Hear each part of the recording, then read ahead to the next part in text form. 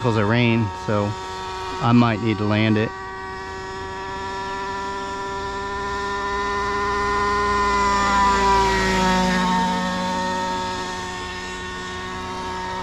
But I think I'd heard from guys on Run Rider who did it, you know, trials and experiments with the AMSOIL, and it seemed like they came to the conclusion that it was not the best. It was leaving deposits, and I think my first helicopter, which was a Vario Benzene Acrobatic built by Taylor Drain at Tailor Made Helicopters. I think he started me off using Redline oil, and that's more of a dirt bike, two-stroke dirt bike oil for motocross racing bikes. And I still have part of a bottle of that in the garage at home.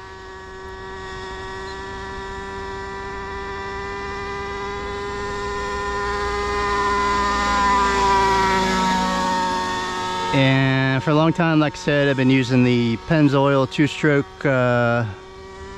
outboard motor oil.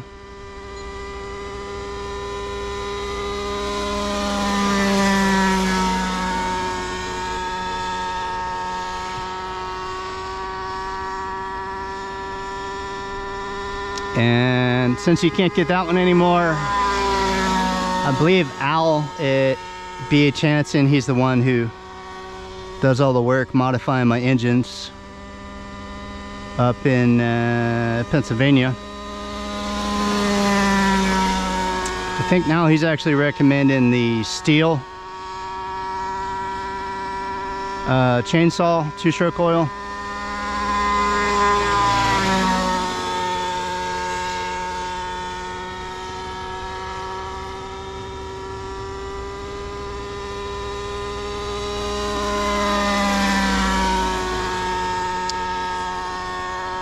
So I've got myself in trouble before, like in flat light, like we're kind of getting into now, by flying too low, where you're flying below the tree line back there, and it gets kind of hard to see the silhouette of the helicopter. Whereas by keeping it higher and flying above the tree line, it's easier to keep from getting disoriented. I was up in Pennsylvania one time. I was a guest at a fun fly, and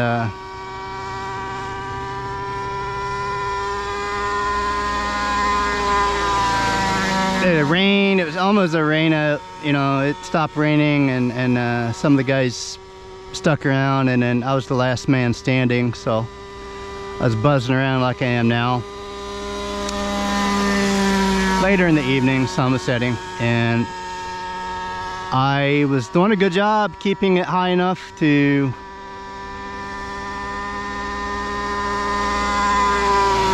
keep it skylighted, but one time I messed up and I dropped it down too low, and for a couple seconds I started losing orientation, and it's not a good feeling. You start losing control, losing orientation, and I managed to save it. And I'm pretty new to having that rescue feature on these.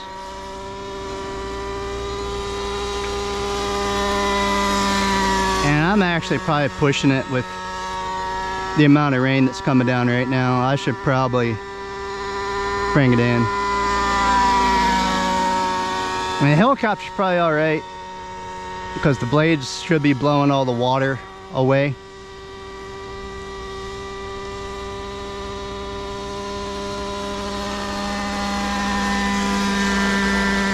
And mean, it's only a couple drops here and there, but there's nothing to protect the transmitter.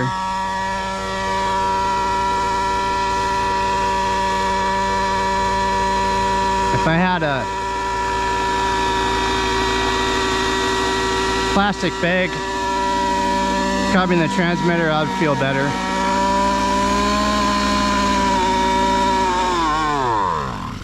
Ooh, man. I don't know what happened there. Had an engine failure, and that was like a botched auto rotation. I took it from idle up 1. Well, that could have ended badly. It shouldn't. The engine shouldn't die just because you put it in normal mode. That's not, something's not right. I'm gonna have to check this out.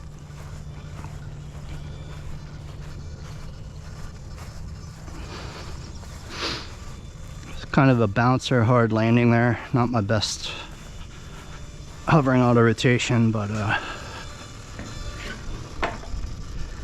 it'll live to fly another day.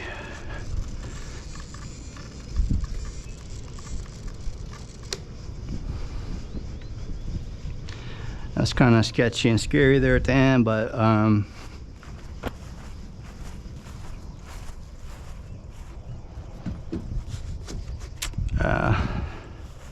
not sure. Might have to ask one of my buddies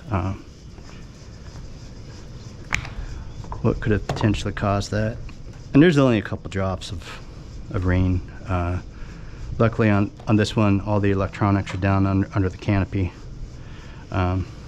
Like I said, my main concern is the transmitter, and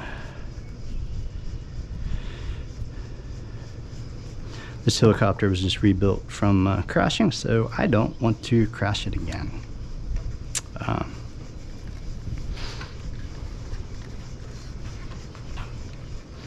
That was a close call. I might need to adjust the needles on the engine. If it's running too rich, running too lean, that can cause the engine to bog down, and you could have an engine failure like that. And when I do this, I try to have my tail rotor vertical, and this one has a driven tail, so it's not like my Airstar Mongoose helicopters where they're not a driven tail. So at idle with the power off, they don't have a driven tail. So like right now, I can turn the tail rotors backward on the Mongoose helicopters. But I think that's about all I'm going to get on this date. You know, I'm probably lucky I got that flight in, and fortunate that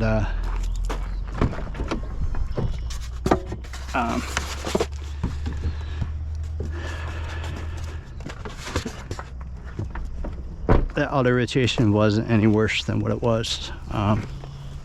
Because it just kind of plopped down. It's a fairly heavy helicopter. I think the Whiplash is around somewhere around 14 pounds, give or take a couple pounds, which might sound heavy, but my Airstar Mongoose helicopters are somewhere around 18 pounds, maybe even 20 pounds.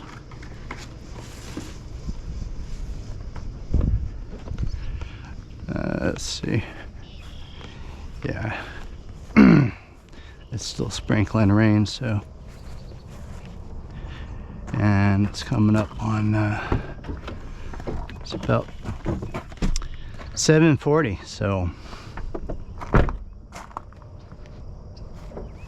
I don't really see any sense in hanging around any longer. That was a nice respite with the rain stopping long enough for me to squeeze in a quick little flight with my miniature Aircraft Whiplash. But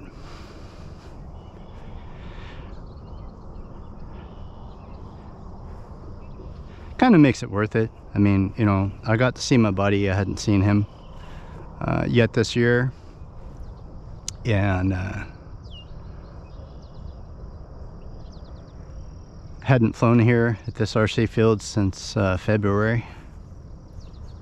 Been working on my helicopter instrument rating with real helicopters, and I enjoy tinkering around with and building and flying RC helicopters. It's a very, very challenging hobby. And I have one in the bed of my truck that I just built. It's the first helicopter I've built.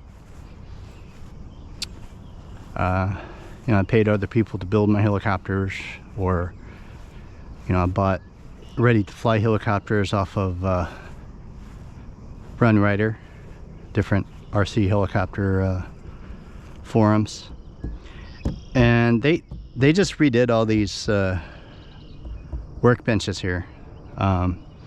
This is like a composite material, I think, and it's almost like a plastic, I guess. So